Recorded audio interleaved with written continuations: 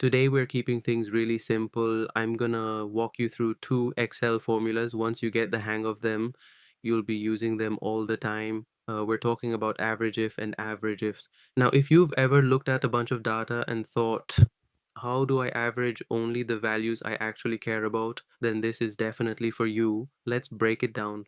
Okay, imagine this. You've got a list of students and their test scores, but you only want to know the average score of students who scored above 80. That's where average if steps in. Here's the formula equals average if range criteria, average range.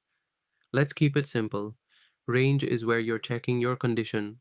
Criteria is what you're filtering by, or like greater than 80. And then average range is the actual numbers you want to average, optional if it's the same as your range. So let's say column A2 to A100 has names. Column B, B2 to B100 has scores. If you want to average only the scores greater than 80, you'd write equals average if B2 to B100 greater than 80, close parenthesis, boom, Excel gives you the average of just those scores. Now, if you want to get fancy and say only average scores of students from Toronto and city names are in column A, average IF A2, A100, Toronto, B2, B100. Now, let's say you want to take it up a notch.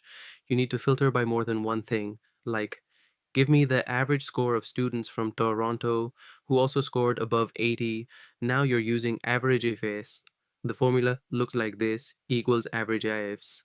Average range criteria, range 1 criteria, range 2 criteria, range 3 criteria, 3, and so on. So first you tell Excel what you want to average, then you stack up the conditions one by one. Then, using the same example, AVERAGEIFS B2 B100 A2 A100 Toronto na B2 B100 80. What this means is Excel look in B2 to B100 for scores, but only average them if column A says Toronto and the score is greater than 80.